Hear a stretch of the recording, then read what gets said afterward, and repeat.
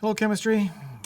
Looking here at section 3 of chapter 14, acids and bases, and this section focuses on the definition for an acid base called a Bronsted-Lowry reaction, conjugate acid-base pairs.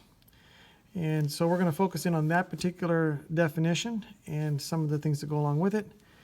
So you have some examples right here in your book, and I'm going to do it on paper, the exact same examples.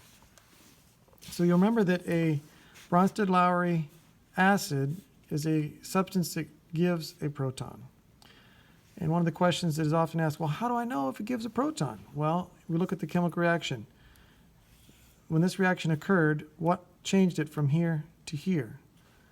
It gave up a hydrogen or a proton. So that makes this guy an acid. So we're going to call this an acid.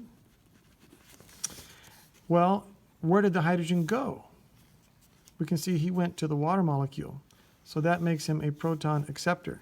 So that makes this guy, or in this case water, a base. A lot of times we think of water as being neutral, which it is. But when it gets in the environment of something else, it is influenced by who it's with, just like we are sometimes in life. And with an acid, the water becomes a base.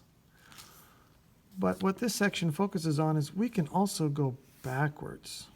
So if we were to go from this side backwards, would the F be a proton donor, or would he be a proton acceptor to go backwards? Well, the fluorine, to go backwards, would accept a hydrogen to become this side. So if he's a proton acceptor, what does that make him? That makes him a base. Now our book calls it a conjugate base. So we're going to write a base here, but we're going to call it a conjugate.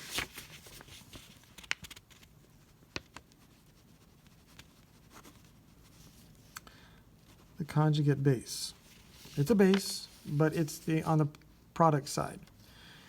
And by the same token, the hydronium here, in order to go backwards, what would he have to do?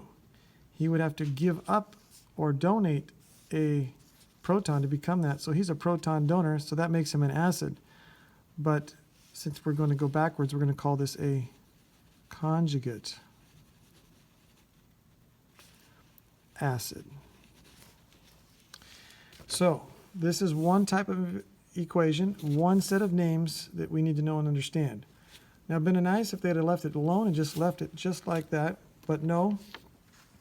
You'll see that what I just wrote here in one equation, they have written here in two equations. Here's the acid and the conjugate base, and here's the base and the conjugate acid. You'll see that the fluorine and the fluoride, or the hydrogen fluoride and the fluoride, kind of go together. And so we want to identify them as a pair. So in general, the Bronsted-Lowry acid-base reactions are equilibrium systems, meaning that both forward and reverse reactions occur. They involve two acid-base pairs, known as conjugate acid-base pairs. So we want to identify these pairs. So they do it by number. And so the HF and the fluoride are considered a pair, an acid-base pair. So how do we designate that? Well, just like we did up here, we're going to call this an acid. And this is an acid. This is a base. And this is a base. So what was different than up here? Well, we didn't call it conjugate. We just called it acid and base. But we're going to attach a sub number here. This is going to just be something to keep track of. So we call this a 1. Well, who goes with this acid? Who's the base that goes with him? Well, that's this guy. It's the fluorine. It's the fluoride ion. And so we're going to call this a 1 because these two go together. And how are we tagging it that they're together? Well, we put 1s on this one. Well, these two guys go together. And so how are we going to tag them? Well, we're going to put a 2 here and a 2 here. Now, they're just tags for the pairs. they could have chosen to do something like put an A. We could call this one A and this one A, this one B and this one B. Why? Just to tag them. But they didn't choose to do that. They chose to use numbers.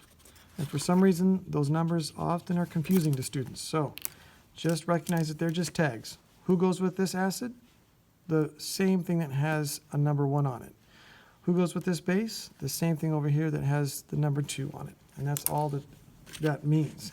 So this is the correct way to talk about Lewis-Bronsted acid-base equation, and this is also correct. And on the test, you'll be asked to do either one or both. On the next page, page 466, our textbook talks about the strength of conjugate acids and bases. So if you look at our first example here, HCl, hydrochloric acid, you know by now that that's a strong acid. That's the one that's in your stomach. That's the one we call muriatic acid. It's dangerous. It eats things, including concrete. So that's a strong acid, and it reacts with water to produce the hydronium and the chloride. So this side is stronger than this side, which means we're going to tend towards this direction. Now, there are interesting scenarios where, for example, acetic acid is fairly weak, and actually the conjugates are stronger. So how do you know? Well, by experiment, and as a result, you can create, like on this here, a table that we can then use to kind of put up a lineup to make a prediction as to what we're going to get, how strong an acid or base is going to be, and what the product's going to be. So let's just take the example we just looked at, hydrochloric acid. As you can see from our table, this says increasing strength. So these would be the strongest acids. They're the ones that are most likely going to want to break apart and turn into ions. And conveniently, they've got the other ion on the other side, which, because they would like to go back under some circumstances, we call these bases. These are acids and these are bases. So the hydrochloric acid can lose its hydrogen and become chloride ion, which makes it a base, a conjugate base. So the higher we are on the chart here, the more it would rather go this direction. By the same token, the further down we go on this chart, here's the increasing base strength. That means the base would like to accept a proton and come this way. And so, for example, ammonia, although it's not a strong base, it does tend to want to go this way. So we're going to have a little more of this in solution. And so this is why ammonia is a weak base. The more we get towards the center here, like in our example on the former page with hydrofluoric acid, we're right here in the middle, and it's kind of happy either way. So when we draw the reaction, we draw these arrows going back and forth because it's kind of happy going either way. And so if we're above middle, we can probably predict that this is a stronger acid and this side would be a weaker base. But if we come down below to this half, then we are a stronger base and a weaker acid. So the other example across the page here with acetic acid is over here. Acetic acid, you can see that it's just barely wanting to push in this direction. And it's still an acid, but it's a very weak one. This is why both of these have the arrows going both ways. In fact, it prefers most of it to be in this form and not in this form. There's only a little bit in this form. And in fact, in our example here, they draw the arrow going this way because this is a stronger base than the acid form. Now on our chart, you can see some things that are on both sides. For example, water here can lose a hydrogen and become a hydroxide ion. But up here, you can see water could also gain a hydrogen and move to this side. So you see it is on both sides. Whenever we have something that can be on both sides, it can act both as an acid or a base, that we call amphoteric. Amphoteric, Anything that can react as either an acid or a base is amphoteric. Now, we have some things that are amphoteric, like water, because it's a neutral molecule. But there are some things that are not neutral, but are ions that can be on both sides. For example, we have sulfuric acid. It's a strong acid. It can form then this ion, but you can see this ion is also on this side right here, because he can lose another hydrogen and go this direction. So you can see this ion is on both sides of the chart. Same thing for the dihydrogen phosphate ion. It's on both sides. So anything that's on both sides we can call amphoteric. And so your book has the example here of sulfuric acid forms that H2SO4, I'm sorry, the HSO4 ion, which is on both sides. So the example here is to show you that water is acting as a base here and is acting as an acid here, so it is amphoteric. But ions can also be amphoteric, as we showed here on this table. And if you were to go back a few more pages, you can see this back on page 462, where depending on which side you look at it, it could be considered. Here it is donating a proton. Here it would accept a proton to go back, and so therefore it could be acting as an acid or a base and be amphoteric. Another vocab word that you need to know is a hydroxyl group. A hydroxyl group is this OH group. Now it's got a little line here. That's not a negative, that's a dash suggesting that it is a bond and it's attached to something else. Famous example would be the acetic acid. Here's our hydroxyl group, our OH group. Now that hydroxyl group is also often called an alcohol group if it's non-acidic. And you can see here's ethanol, the alcohol that's in beer and wine, has this OH group also, and it's called a hydroxyl group. Now, the more polar that bond is,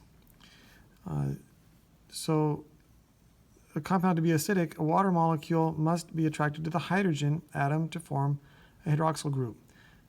This occurs more easily when the OH bond is very polar. What would make it more polar? Well, if we have more oxygen around it. So your book gives an example down here in the bottom of the page. Here are 4 acids, all the different chlorine ones. And the more oxygen you have, here's 1, 2, 3, and 4 oxygens, you'll see this arrow is trying to designate the strength of the acid. So the more oxygen we have, the stronger that is an acid. That means the more likely it wants to lose that hydrogen. When you got 4 oxygens all pulling for electrons, that hydrogen has not a chance hardly to hang on to his little electron, and he's out of there.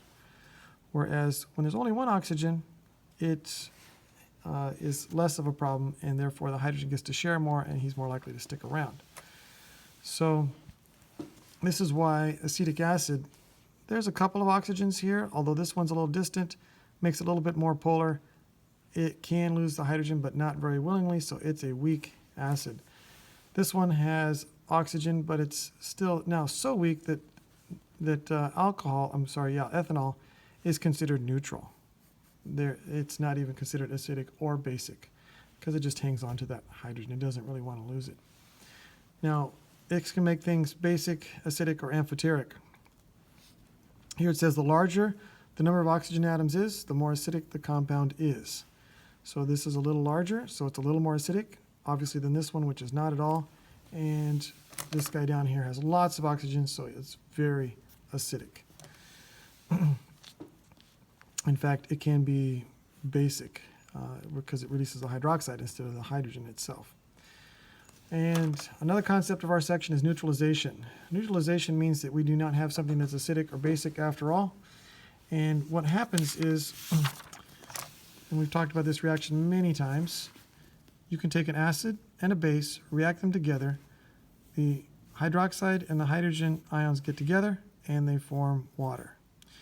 Well, the 2 ions that are left form what we call a salt. So acid-base reactions always produce a salt and water. Now in this case, that's the famous salt of sodium chloride.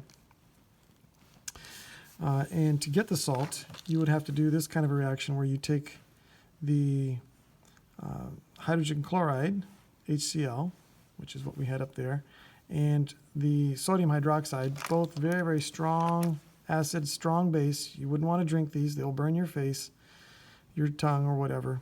And mix them together, and you make something that's really quite consumable, and that's salt water. How do you get the salt out of it? Well, you have to evaporate it, and then you can have the salt crystals left behind, because otherwise they remain in solution as ions. And then over here on this page is where you get the definition. Neutralization is a reaction of hydronium and hydroxide ions to form water molecules, and it also produces a salt. So that's a good quiz question. What is produced by the reaction of a acid and a base is salt. And I really strongly encourage you to read this little section here on acid rain. It'd be lovely if the textbook did a little bit more about it, but explains a little bit about how these molecules that come out of the exhaust pipes of cars and many other things can react with the water in the air. And here you can see the SO3, sulfur dioxide then becomes sulfur trioxide in the air reacting with the oxygen. Then it reacts with the water. It takes yet another oxygen to make it O4, and the hydrogens come on board, and now you have sulfuric acid, which is a very, very strong acid. And so it can come out of one city, go up into the clouds, and rain down in a forest somewhere where it wasn't produced and cause a lot of damage.